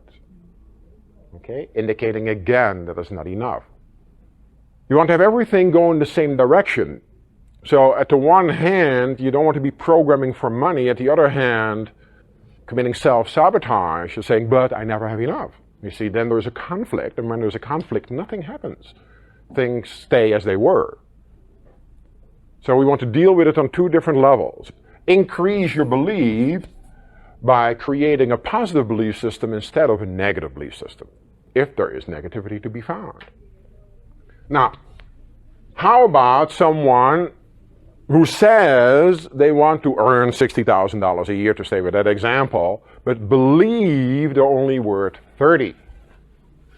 They would be far better off to first go from, let's suppose they're earning 20 today, they would be better off to first go from 20 to 30, and then maybe go from 30 to 45, and then go from 45 to 60. Because they will then work within their belief system. And it is a lot easier if you work in your belief system than when you work outside of it. It makes it much more difficult. So you need to be honest with yourself on this one. You need to be brutally honest with you. You have to work within your belief system. Can you not stretch it a little bit? Oh, sure you could. But now let me tell you, if someone goes from 20 to 30, it will be a lot easier to believe they can earn 45 or 60 than someone who does not believe they're worth more than 20. So the closer you get, you find the easier it is to believe. So in that particular case, you would take it incremental and do it step by step to get and continue to work within your belief system. The third factor is expectation. This is a little more subtle. Once you do a mental program to expect what you programmed for to manifest itself, to come about. It's a little different from belief. It is more in the sense of when you come home at night and the light is off and you want to turn the lights on, you flip the switch. When you flip the switch, what do you expect to happen? The light to go on. Do you stand at the light switch and agonize? Do you stand there and say to yourself, I wonder if it's going to work or not? Maybe I ought not to flip the switch, because that way I'm not going to get hurt if it doesn't work. Maybe I ought to light a candle instead because I know that one will work. You don't do any of these things, do you? You fully expect the light to go on when you flip the switch. There is no fear, there is no hesitation, you just do it. So, do you expect to get what you are programming for? The higher the expectation, the quicker it will happen. So, the three legs are desire, belief, and expectancy. You're strong in all three areas. You'll find mental programming at alpha will work rapidly. If you're a little weaker in some of the areas, it might take you a little longer. So that's the difference between people say, how come it took me, 3 weeks or 3 days or 3 months? The time element tends to be correlated to the three factors involved. Desire, belief, and expectancy. The stronger, the faster it will work. So if there's any area where you need some shoring up, then that is what you want to do. Increase your desire. How do you increase your desire, for instance? Go over the benefits. What are the benefits? What is in it for you if you were to do this or have it or be it or become it? What are the benefits? So you might want to make a list for yourself of the benefits to be derived. When you review your benefits, the odds are your desire will increase. Of course, that is the whole reason that you want to do this to begin with. If you're weak in the belief system that you can do it, review your previous successes in other areas. Because when you review your previous successes in other areas, you believe that you can do this in this new area will increase because you just went over all the areas that you already were successful in. Expectation is at the beta level of the brain, while at the alpha level of the brain, we accept it as already being true and real. So we expect at beta and we accept at alpha. This is not going to happen the very first time you do this because there will be not enough expectation because of previous results, but as you keep on using these tools, your expectation will become stronger and stronger. And you basically want to operate in this fashion. You want to sort of call in your order mentally, just like you would do to a catalog company. Right? If you call a company by phone with an 800 number with a charge card, you basically say, here's the information, send me whatever it is you're ordering. Do you have expectation that it's going to show up at your door? Oh, sure, right? Sure. If you were to call a big company, like Sears, for instance, and say, can you send me a tape recorder? And they say, sure, which one do you want? Model number such and such. Yeah, we have that in stock. You ought to get it within the next 2 to 3 weeks. Are you going to call every day to make sure that you're getting it? You're going to call the company every day and say, by the way, I yesterday ordered this tape recorder. You're sure you're going to send this to me? Are you going to do that every day? I hope you're not, because these people answering the phone there are going to be very unhappy with you if you were to do that. They say, well, we told you we're going to ship it to you. Yeah, it will be there. Just relax. Right? So normally, of course, you would not. You fully expect this thing to show up, don't you? Yeah, you say, all right, so it should be at 2 or 3 weeks. Now, if it were not to show up in 3 or 4 weeks, then of course you would want to double check what was going on. But in the meantime, in between time, you would have full expectation for this to show up at your doorstep.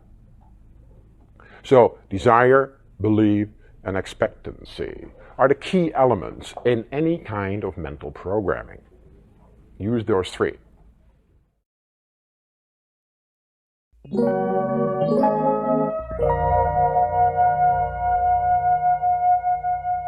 Now you are about to hear the alpha sound.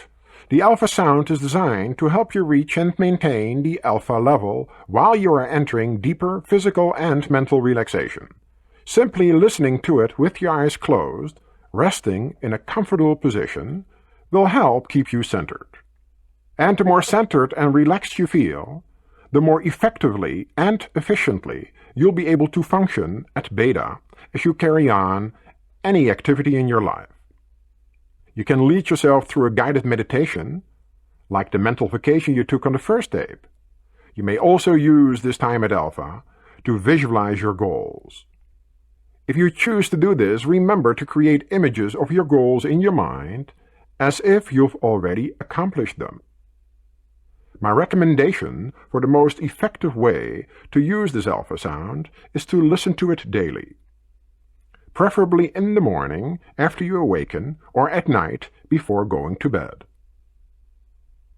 So make yourself comfortable, close your eyes, and relax.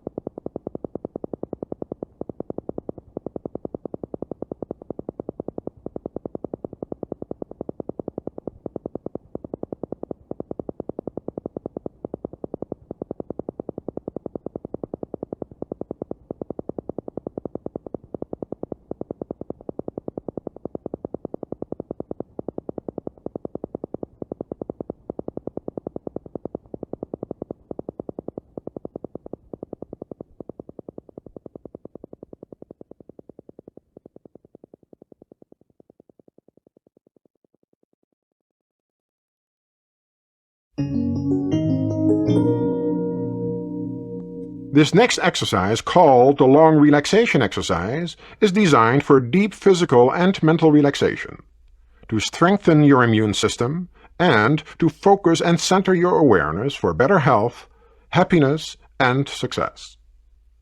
I recommend that you listen to this exercise at least once every 3 days.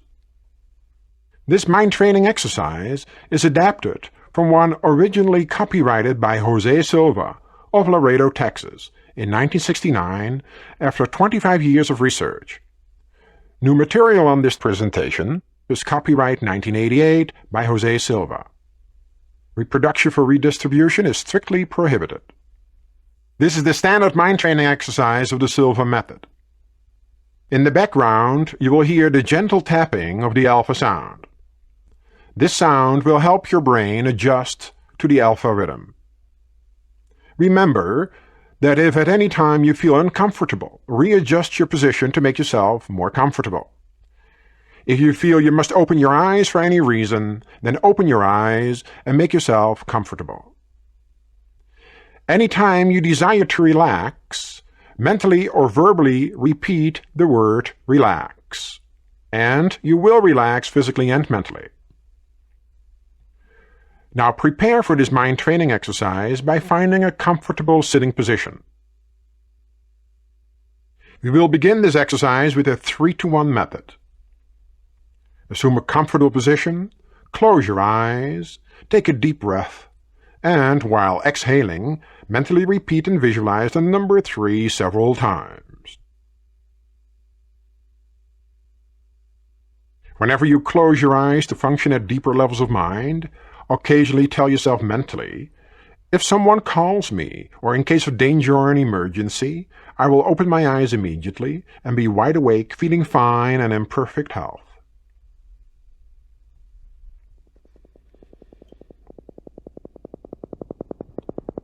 To enter the physical relaxation level 3, mentally repeat and visualize the number 3 several times.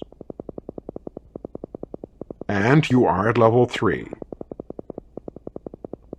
Level 3 is for physical relaxation, to learn to relax from head to toes in a matter of seconds.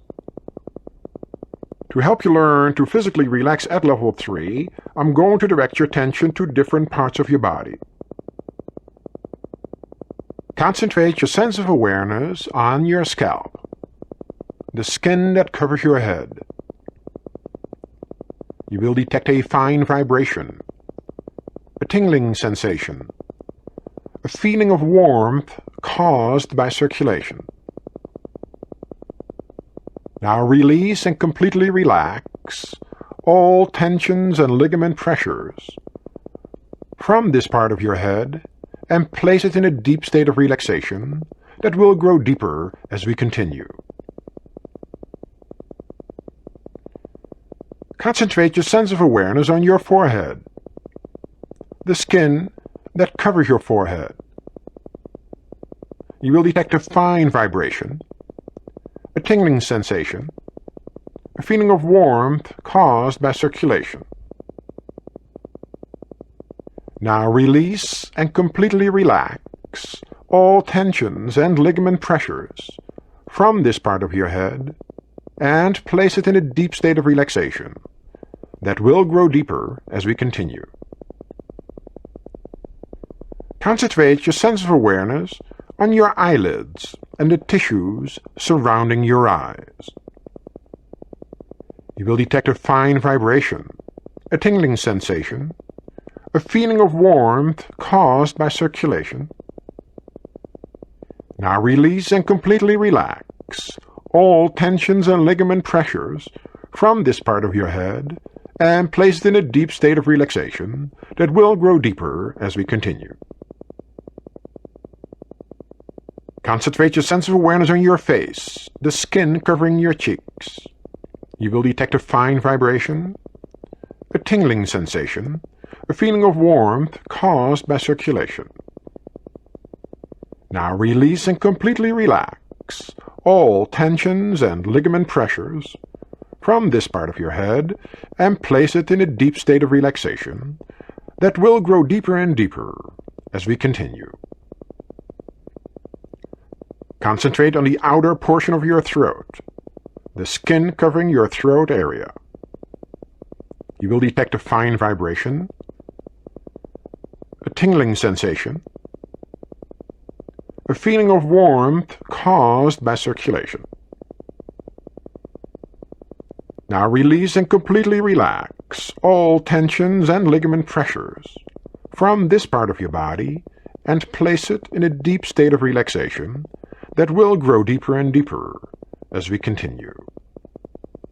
Concentrate within the throat area and relax all tensions and ligament pressures from this part of your body and place it in a deep state of relaxation, going deeper and deeper every time.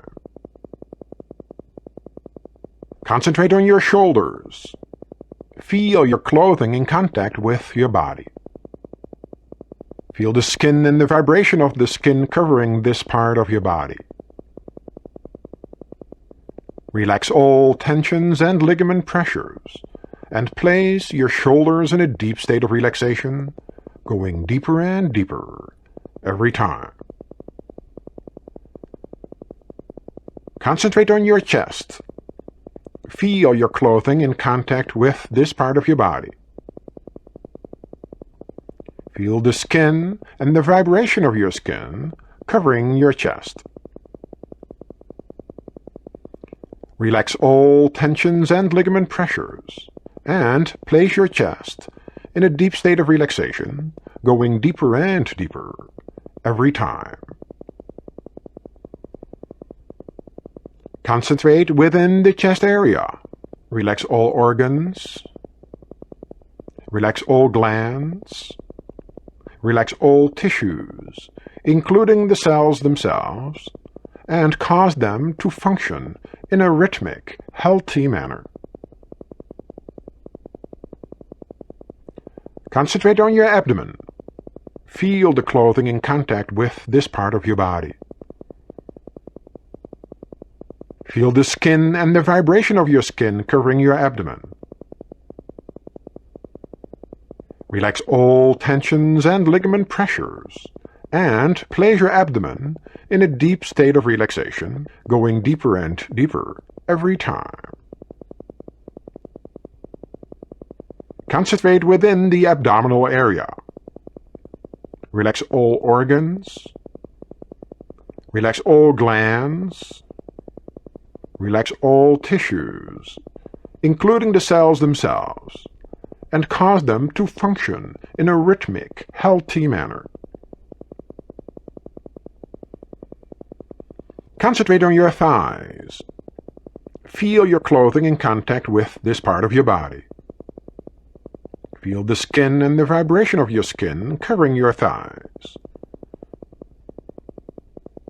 Relax all tensions and ligament pressures and place your thighs in a deep state of relaxation, going deeper and deeper every time. Sense the vibrations at the bones within the thighs. By now, these vibrations should be easily detectable. Concentrate on your knees. Feel the skin and the vibration of your skin covering the knees. Relax all tensions and ligament pressures and place your knees in a deep state of relaxation, going deeper and deeper every time. Concentrate on your calves. Feel the skin and the vibration of your skin covering the calves. Relax all tensions and ligament pressures and place these parts of your body in a deep state of relaxation, going deeper and deeper every time. To enter a deeper, healthier level of mind, concentrate on your toes. Enter a deeper, healthier level of mind. To enter a deeper, healthier level of mind, concentrate on the soles of your feet. Enter a deeper, healthier level of mind.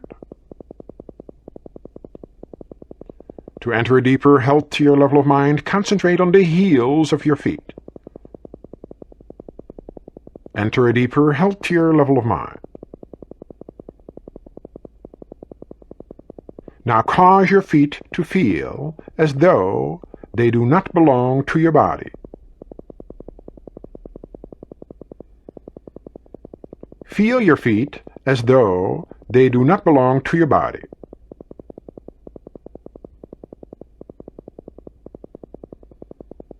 Your feet feel as though they do not belong to your body.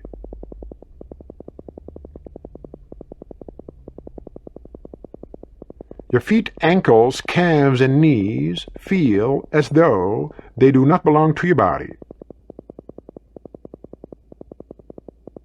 Your feet, ankles, calves, knees, thighs, waist, shoulders, arms, and hands feel as though they do not belong to your body.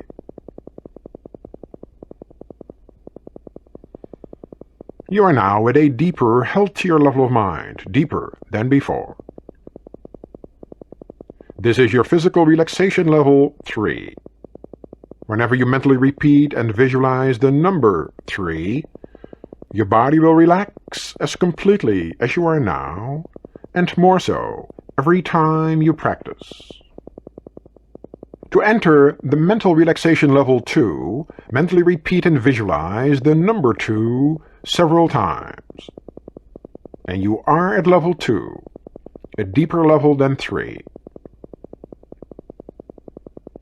Level 2 is for mental relaxation, where noises will not distract you.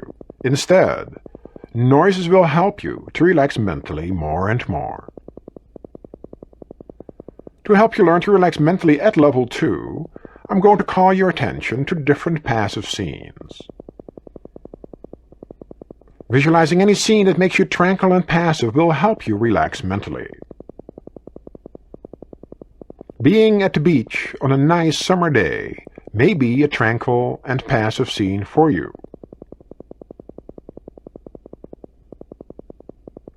A day out fishing may be a tranquil and passive scene for you.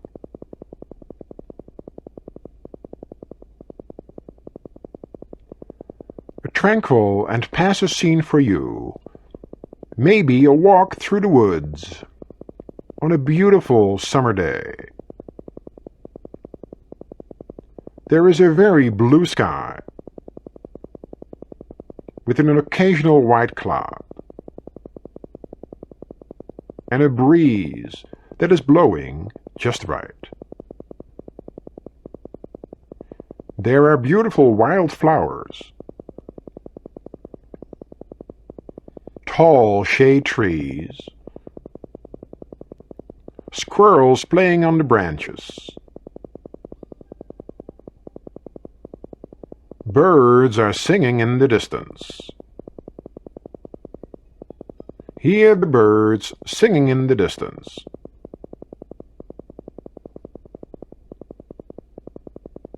This is mental relaxation level 2, where noises will not distract you. To enhance mental relaxation at level 2, practice visualizing tranquil and passive scenes. To enter level 1, mentally repeat and visualize the number 1 several times.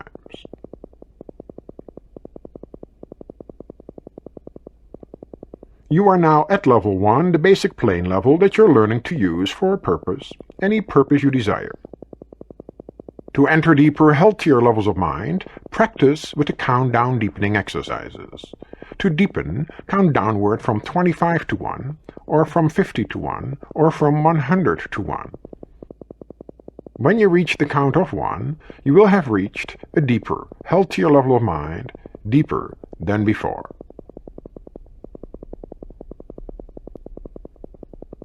You will always have full control and complete dominion over your faculties and senses at all levels of the mind, including the outer conscious levels. The best time to practice the countdown deepening exercises is in the morning when you wake up. Remain in bed for at least 5 minutes practicing the countdown deepening exercises. The second best time to practice is at night when you're ready to retire. The third best time to practice is at noon after lunch. 5 minutes of practice is good, 10 minutes is very good, and 15 minutes is excellent. To practice once a day is good, 2 times a day is very good, and 3 times a day is excellent. If you have a health problem, practice for 15 minutes 3 times a day. To come out of any level of the mind, count to yourself mentally from 1 to 5, and tell yourself that at the count of 5 you will open your eyes, be wide awake, feeling fine and in perfect health, feeling better than before. Then proceed to count slowly from 1 to 2, then to 3, and at the count of 3, mentally remind yourself that at the count of 5 you will open your eyes, be wide awake, feeling fine and in perfect health, feeling better than before. Proceed to count slowly to 4, then to 5, and at the count of 5, and, with your eyes open, mentally tell yourself, I'm wide awake, feeling fine and in perfect health, feeling better than before. To help you enter a deeper, healthier level of mind, I'm going to count from 10 to 1. On every descending number, you'll feel yourself going deeper, and you will enter a deeper, healthier level of mind. 10, 9, feel going deeper. 8, 7, 6, deeper and deeper. 5, 4, 3, deeper and deeper. 2, 1. You are now at a deeper, healthier level of mind, deeper than before. You may enter a deeper, healthier level of mind by simply relaxing your eyelids. Relax your eyelids. Feel how relaxed they are.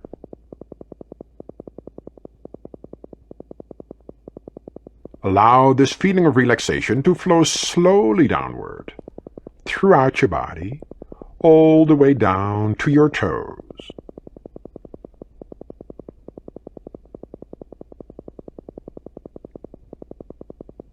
It is a wonderful feeling to be deeply relaxed, a very healthy state of being.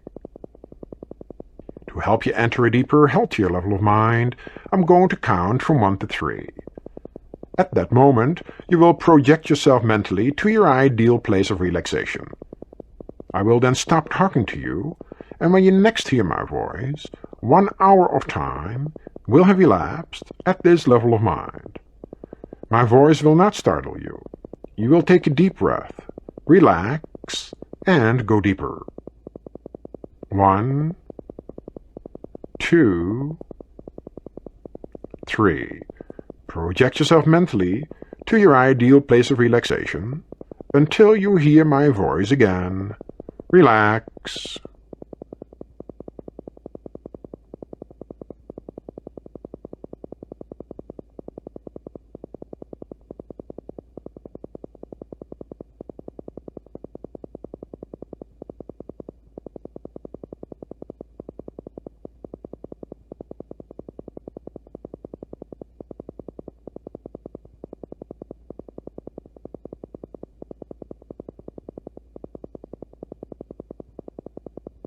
Relax. Take a deep breath, and as you exhale, relax and go deeper. You will continue to listen to my voice. You will continue to follow the instructions at this level of the mind and any other level, including the outer conscious level. This is for your benefit. You desire it, and it is so. Whenever you mentally or verbally mention the word relax, all unnecessary movements and activities of your body, brain, and mind will cease immediately, and you will become completely passive and relaxed physically and mentally. I may bring you out of this level or a deeper level than this by counting to you from 1 to 5. At the count of 5, your eyes will open, you will be wide awake, feeling fine and in perfect health. The difference between genius mentality and lay mentality is that geniuses use more of their minds and use them in a special manner. You are now learning to use more of your mind and to use it in a special manner. The following are beneficial statements that you may occasionally repeat while at these levels of mind. Repeat mentally after me. My increasing mental faculties are for serving humanity better. Every day, in every way, I am getting better, better, and better. Positive thoughts bring me benefits and advantages I desire. I have full control and complete dominion over my sensing faculties at this level of the mind and any other level, including the outer conscious level. And this is so.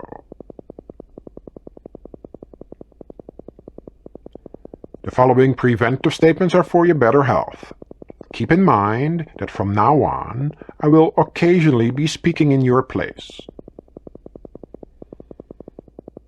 I will never learn to develop, physically or mentally, mental disorders, nor psychosomatic or functional ailments or diseases. Negative thoughts and negative suggestions have no influence over me at any level of the mind. I will always maintain a perfectly healthy body and mind. You have practiced entering deep, healthy levels of mind. In your next session, you will again enter level 1, and you will enter a deeper, healthier level of mind, faster and easier than this time. Every time you function at these levels of the mind, you will receive beneficial effects physically and mentally. You may use these levels of the mind to help yourself, physically and mentally. You may use these levels of the mind to help your loved ones, physically and mentally. You may use these levels of the mind to help any human being who needs help, physically and mentally. You will never use these levels of the mind to harm any human being. If this be your intention, you will not be able to function within these levels of the mind. You will always use these levels of the mind in a constructive, creative manner. And this is so. In a moment, I'm going to count from 1 to 5. At that moment, you will open your eyes, be wide awake, feeling fine and in perfect health, feeling better than before. You will have no ill effects whatsoever in your head, no headache. No ill effects whatsoever in your hearing, no buzzing in your ears. No ill effects whatsoever in your vision and eyesight.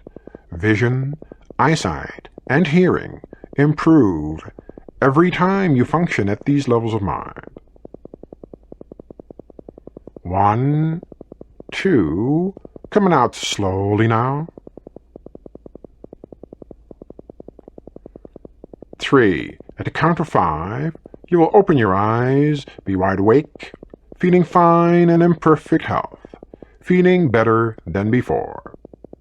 Feeling the way you feel when you have slept the right amount of revitalizing, refreshing, relaxing, healthy sleep. 4, 5, eyes open, wide awake, feeling fine and in perfect health, feeling better than before. This concludes the long relaxation exercise for the Silva method.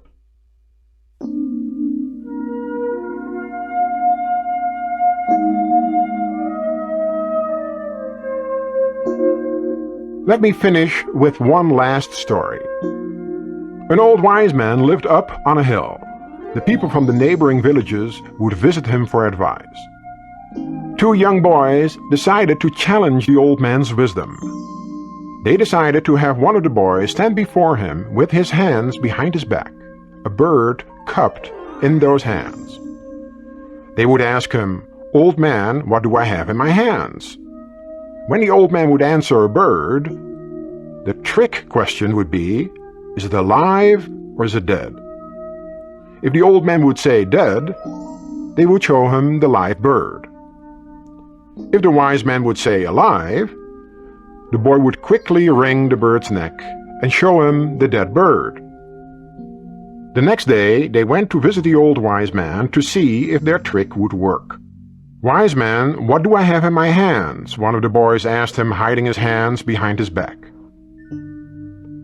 "It's a bird," the old man answered. "That is true, wise man, but is it alive or is it dead?"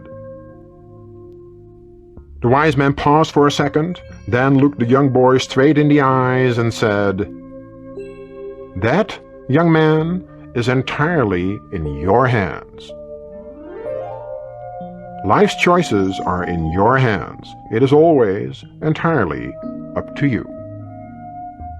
It is my desire for you to enjoy this program to its fullest and use it for continuing health, happiness, and success.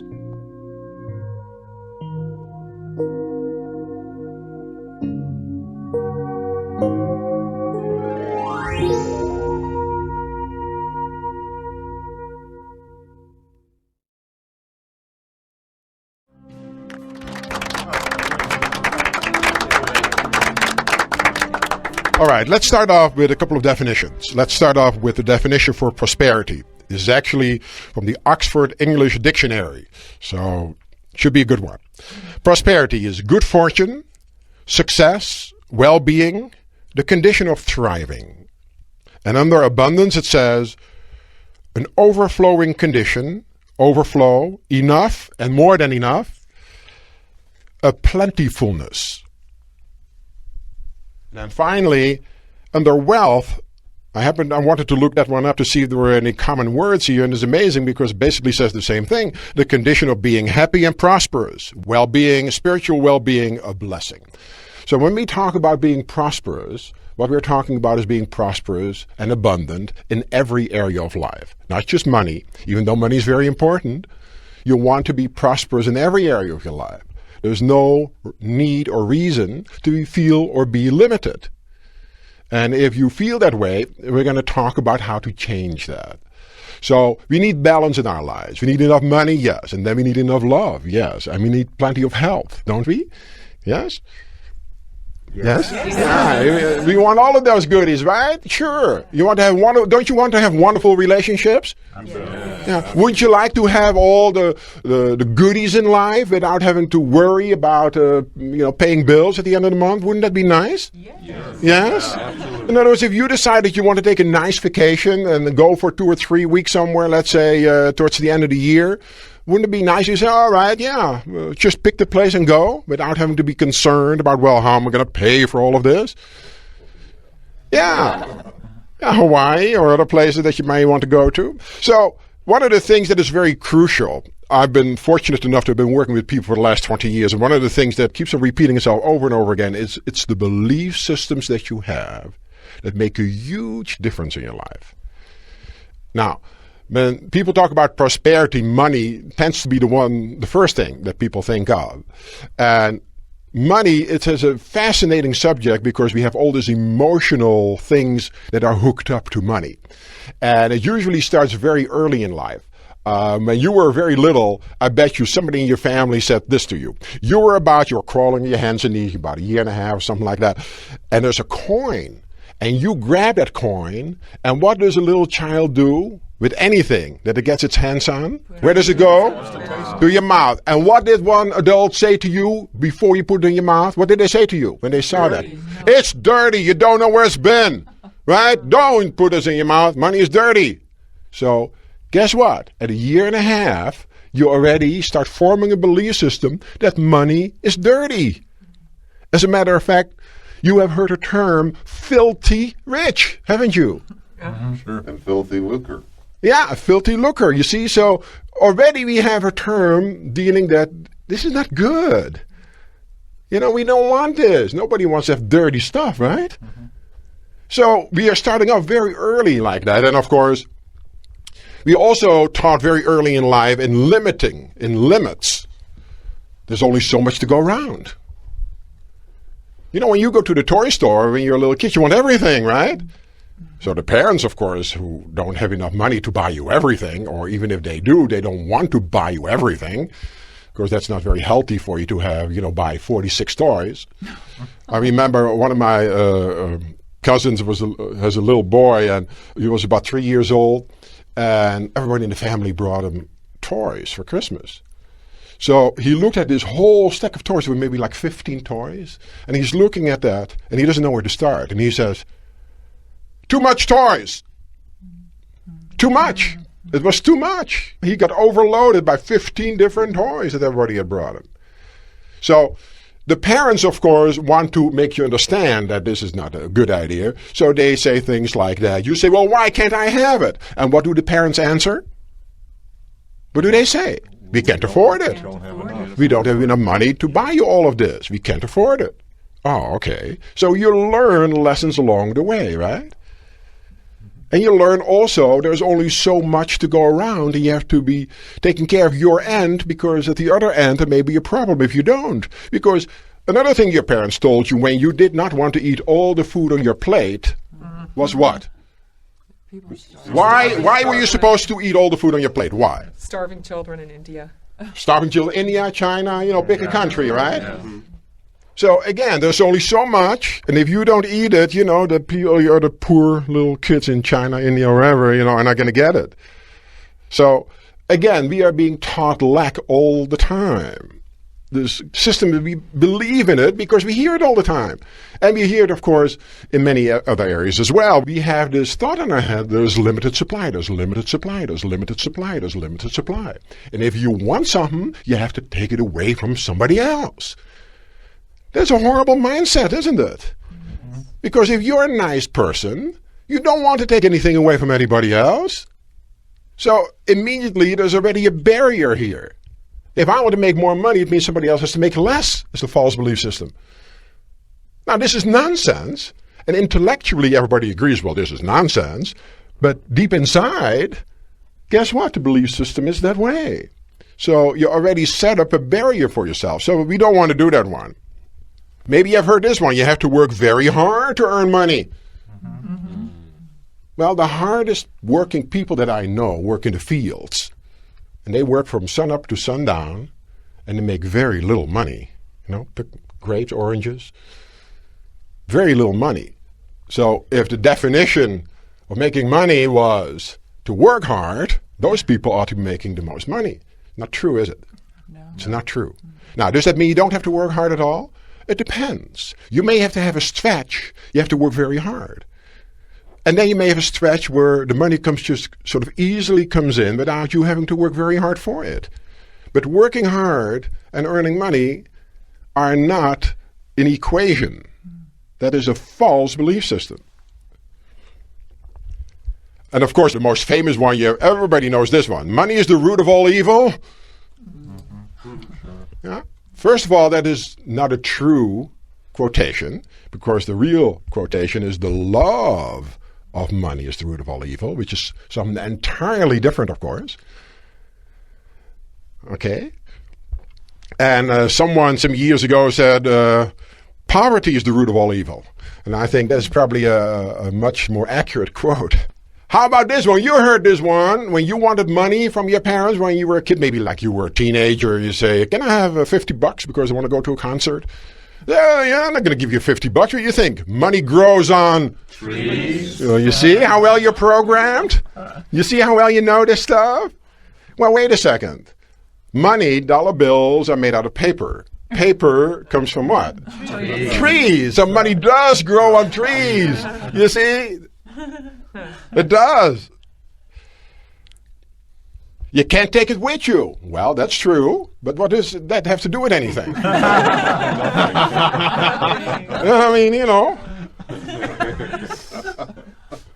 It takes money to make money. Have you heard that one? Yeah. Oh, there are many, many companies, including one that you may have heard of by the name of Microsoft, by Bill Gates, who started with $600. So how much money does it take? That's not necessary. There's never enough money. You know, if that is a belief system you have, again, there's a problem, right? Money burns a hole in my pocket. Yeah, you have that one? Okay. Kim says, yeah, that's me. If money burns a hole in your pocket, guess what happens up in here? You're going to run out of it real quick, right? Of course, it burns a hole in your pocket and disappears. I never have any money left at the end of the month. Ooh, guess what's going to happen? You're setting it up for the next month and the next month and the next month. Nobody wants to pay me what I'm worth. Poor me, you know. It seems like I'm always broke. Yes. Oh, wow. I did not talk to you before we started, right? This is all just, okay, just to make sure that everybody knows. I can't even balance my checkbook. When I hit your number 5 times, you can yell bingo, okay? And of course, TV programs us that all rich people are what? Crooks, right? On TV, they're all bad guys, right? So we have all this programming going on. Money doesn't buy happiness. Well, that's true, but it doesn't buy anything else either, right? I mean, money in itself, what is it? It's just a medium of exchange. There's nothing more, nothing less. You exchange your services in the form of dollar bills for somebody else's services in the form of dollar bills. Anything else that you add to that is the emotional stuff that you want to get rid of. All it is, it's neutral. It's not good, it's not bad, it's not anything. It is just a medium of exchange. That's all. You want to buy a new car, you have to work so many hours to work for it so that you can take your money and give it to the car dealer. So you exchange so many hours of work for so many hours of work to put the car together.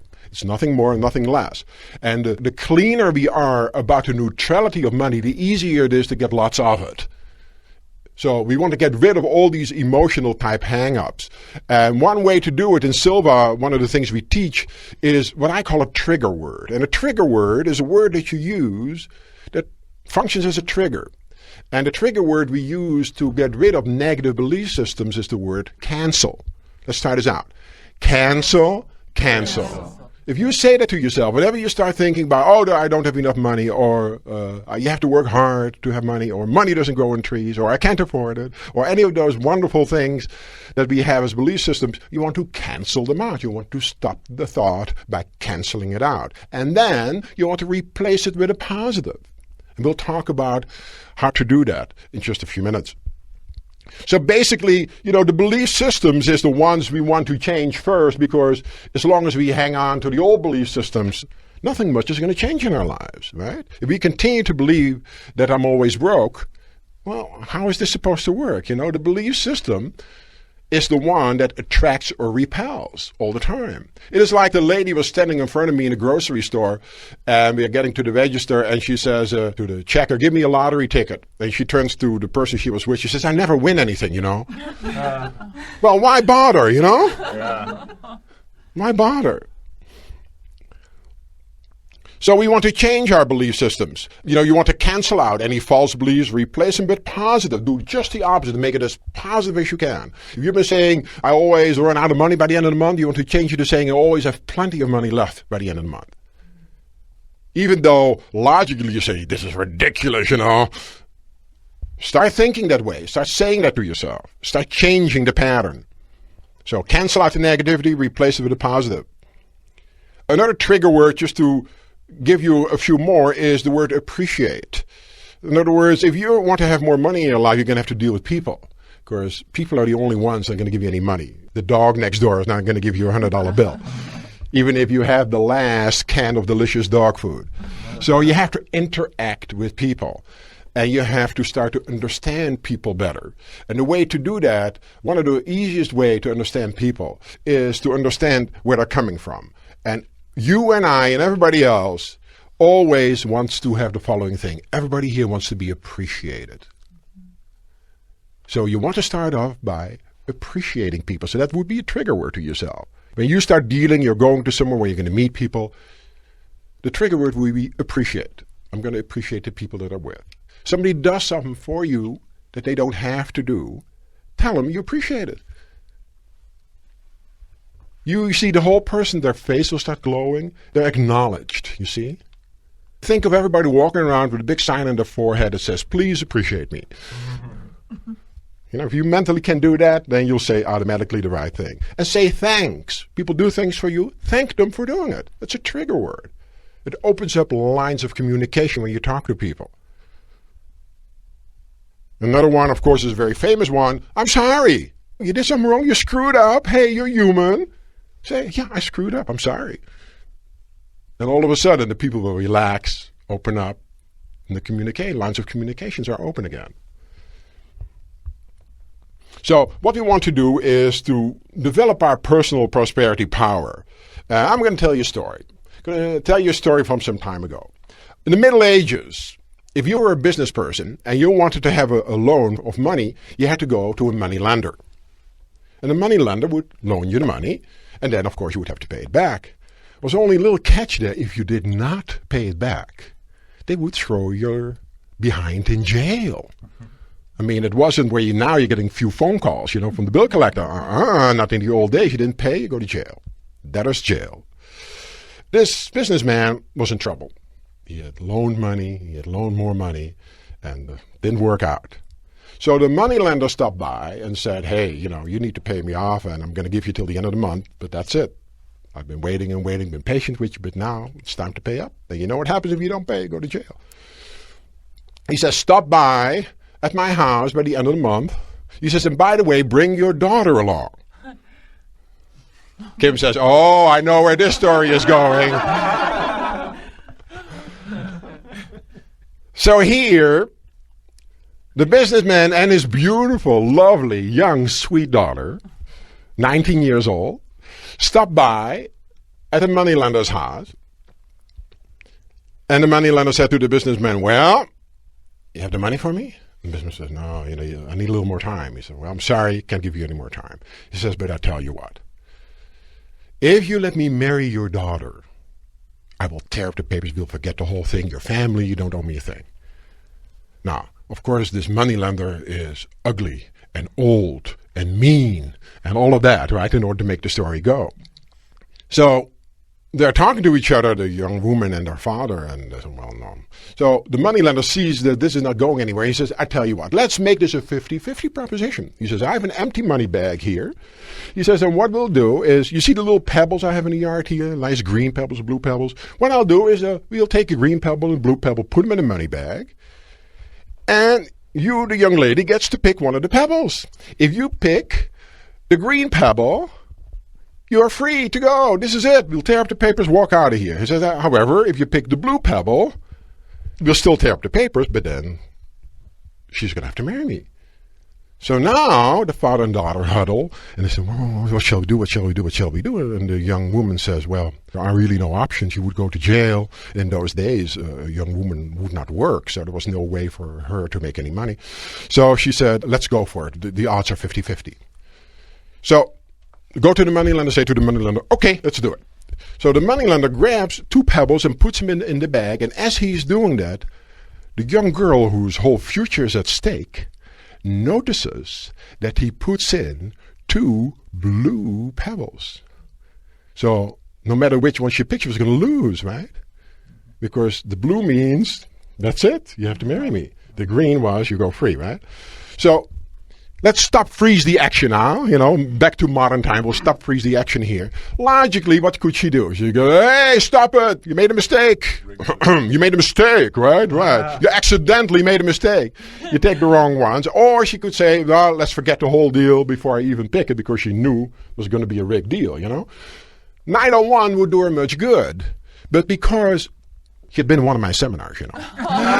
She had changed her thinking. What she did is she grabbed one of the pebbles, took it out, and then quickly dropped it in between all the other pebbles that were on the ground. And she said, oops, I'm so sorry, I'm so clumsy, I lost the pebble. However, you know which pebble it was by looking at the remaining one in the bag. Moneylender, of course, had no options, right? He would just say, well, I cheated. He was lying. Pour up the papers, get him out of there. So, and that is what we got to do. We need to change our thinking, because our current thinking has gotten us to where we are at now. If we want to go beyond that to the next step, we have to change the way we think. So, and that's what we're going to be working on. We're going to change the way we think. How are we going to do that?